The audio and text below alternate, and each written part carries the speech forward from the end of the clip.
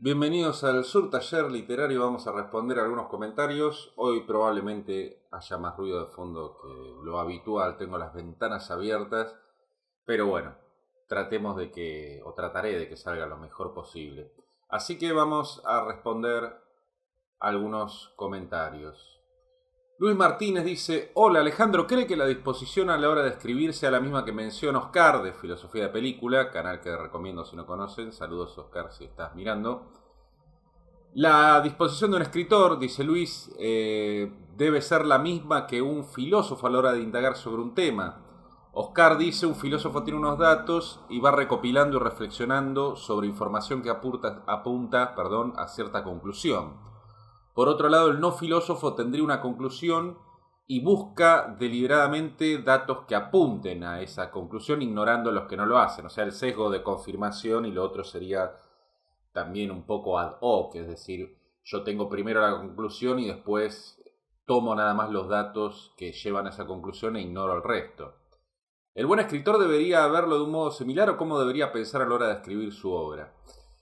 Mira, depende también de cada escritor. Lo que pasa que la literatura, si bien ha sido considerada, y es creo considerada, no soy un experto, por eso digo el creo, pero por la teoría literaria tradicionalmente se ha tomado como una forma de conocimiento, pero es una forma de conocimiento distinta al conocimiento científico, por ejemplo.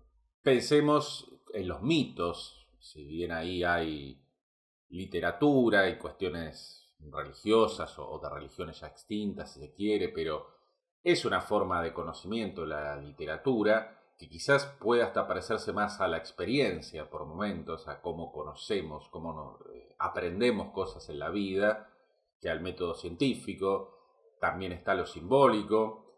Es cierto que probablemente no, que existen escritores que tienen una conclusión, que quieren dar un mensaje, usan su obra como una excusa para mensajes yo prefiero al cartero o mandar un mail, ese tipo de cosas.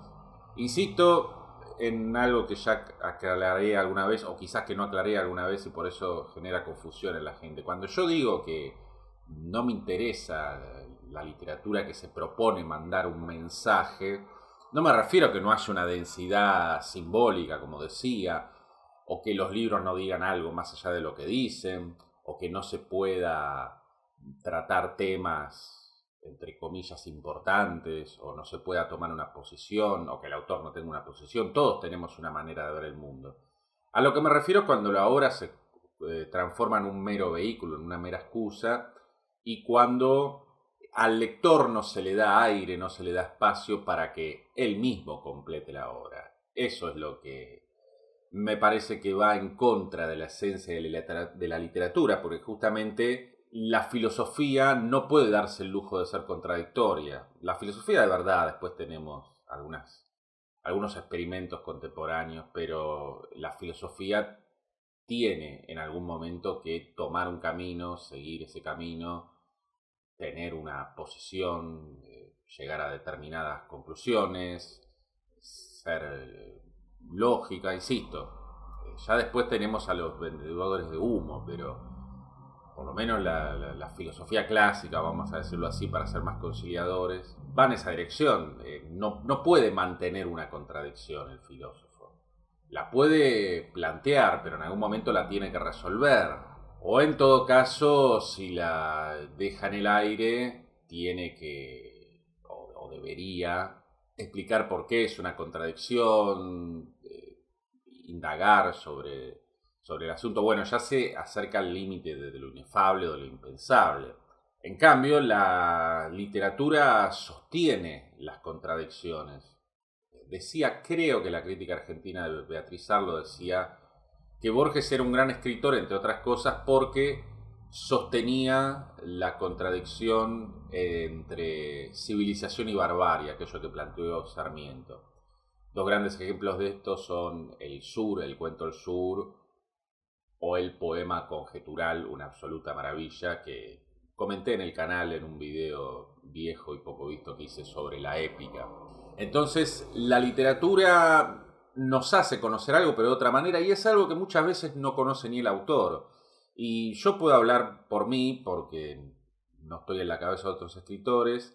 Yo prefiero que el lector complete el texto. Los lectores inteligentes hacen que los textos de uno sean más inteligentes, ven más profundidad de la que uno vio en su momento. Pile decía también que el escritor escribe para saber lo que es la literatura.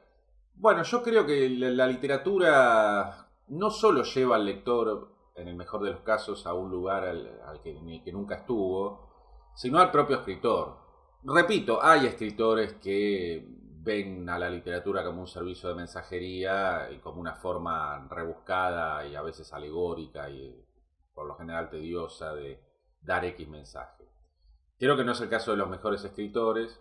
Yo intento que no sea mi caso. O, bueno, ni siquiera es que lo intento porque tampoco es que nunca estuve desesperado por mandar ningún mensaje a través de la literatura. Lo haría, insisto, de otra manera. Pero son dos cosas muy diferentes. Uno lee a literatura rusa, Tolstoy, Dostoyevsky, y aprende del alma rusa, pero aprende de otra manera. De una manera que se parece más a la experiencia, quizás a cómo aprendemos, cómo es la gente, por ejemplo, cómo aprendemos sobre la naturaleza humana en el contacto diario con personas, que a cómo lo aprendemos con las categorías abstractas de la filosofía. Son cosas distintas, son cosas muy distintas, no son comparables, me parece. Pero es interesante la pregunta. Bueno, Alfredo dice, acabo de ver este video y aprovechando que mencionás cuentos de ciencia ficción, hace unos años leí lo que para mí es uno de los mejores cuentos del género, La última pregunta, de Isaac Asimov. Me gustaría escuchar tu opinión en algún video. Saludos. Es un muy buen cuento, sí. La verdad no tengo mucho más para decir, no es muy interesante que me limite a decir eso, pero a pesar de que yo no soy un gran fan, un amante de esa ciencia ficción, no sé, Isaac Asimov sería ciencia ficción dura, porque una vez me dijeron que no era ciencia ficción dura, no sé ya qué es ciencia ficción dura, pero está bueno el cuento de Asimov, está muy bien. Ciclón. Estimado Alejandro, ¿cómo desarrollar una novela, un diálogo de terceros dentro de otro diálogo? Mira, en primer lugar tengo un par de videos sobre los diálogos, buscá ahí diálogo en el canal y lo vas a encontrar. Si te referís a que un personaje que ya está hablando en un diálogo, digamos, ya estás haciendo hablar un personaje con raya de diálogo, si te referís a que ese personaje va a referir un diálogo de terceros, y ahí probablemente debas usar comillas, o puede ser de manera indirecta. Fulano le dijo que, también tengo un video, pero que ese creo que no se entendió muy bien, pero sobre el discurso indirecto libre, sobre el discurso directo, indirecto. Así que podés usar un discurso indirecto, fulano le dijo a Mengano que, o comillas para citar textualmente, fulano le dijo a Mengano, comillas, tal cosa, o mezclar todo eso. Thomas List. Te sigo hace muchísimo tiempo y transmites valores literarios y artísticos muy valiosos. Bueno, acá habla muy bien de mí y del canal, te agradezco mucho. Mi pregunta para un futuro es si alguna vez leíste un libro que te haya estremecido hasta la médula. ¿Por qué crees que sucede esto y cuál o cuáles? Un saludo de Colombia. Bueno, un saludo para vos también y para tu gente. He trabajado y trabajo con mucha gente de Colombia, son gente muy, muy amable, muy agradable. Estremecer, supongo que hablas, no sé si hablas de miedo, de terror. Hay un video bastante antiguo en el canal en el que menciono los que para mí son los mejores cuentos de miedo. Claro, es bastante subjetivo el tema del miedo. Hay gente a la que le da miedo X cosa y esa X cosa para otra gente es ridícula. Como la pregunta va hacia lo personal, respondo de manera personal. En ese video comento los cuentos que más me aterraron. También, aunque no es tanto terror, sino asco, repugnancia, agregaría Tripas de Chupalaniuk, cuento tremendo, aunque ahí creo que fue una de las pocas veces, si no la única, que leyendo literatura sentí una repugnancia física, lo que no quiere decir que el cuento no tenga grandes méritos artísticos. De hecho, hacerle sentir eso a alguien no es fácil, no es cuestión de poner asquerosidades nada más, ¿no? Hacerle sentir eso a alguien escribiendo. ¿Por qué cree que sucede esto? Y bueno, es difícil ya. Más allá de la técnica del escritor, que es de lo que más hablamos en este canal, también hay cuestiones, hay botones que tiene uno particulares y a veces un cuento toca un botón tuyo y no un botón de otro. Ahí también hay bastante de subjetivo en esto.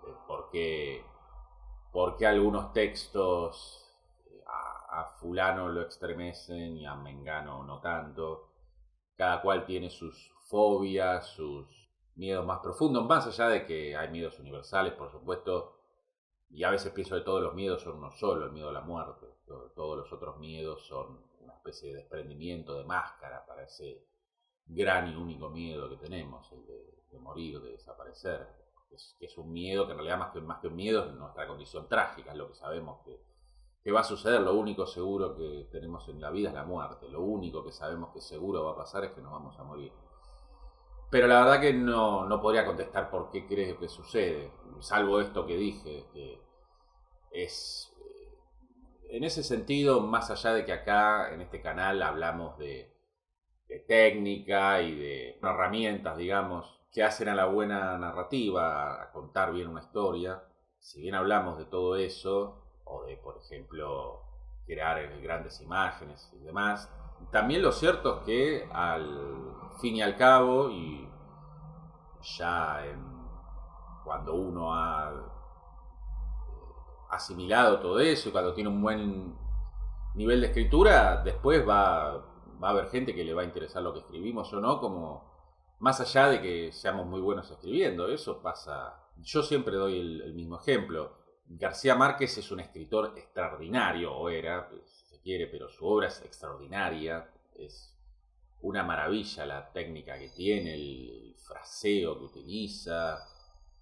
Ahora bien, a mí, si bien me gustan algunas cosas de García Márquez, no es un escritor que me vuelva loco, no me desespero por leer algo de García Márquez, no va con mi sensibilidad lo que él hace. Son dos cosas diferentes.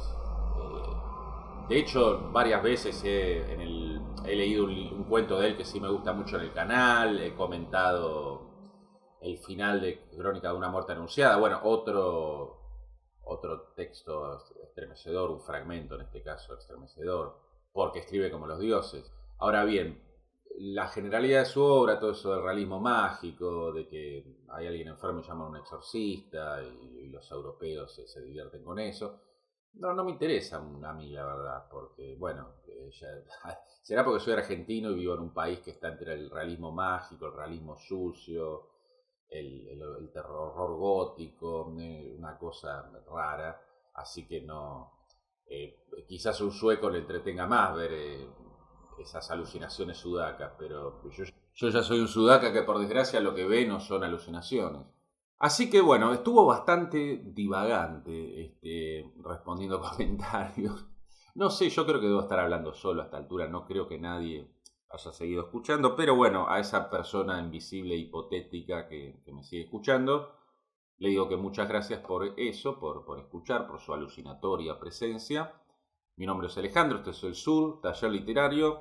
Recuerden que está disponible mi último libro, La Sombra del Reflejo. Y quienes sean de Argentina lo pueden comprar en papel por internet y algunas librerías. Después voy a hacer un pequeño video, quizás ya lo hice y ya lo publiqué porque no sé cuándo va a salir esto. Para los que sean del extranjero tienen la versión digital porque no tiene el libro distribución internacional y bueno, nadie va a vender la casa para pagarme los gastos de envío, así que de momento la única opción es el libro digital. Bastante gente lo compró, le agradezco mucho. Nos vemos la próxima.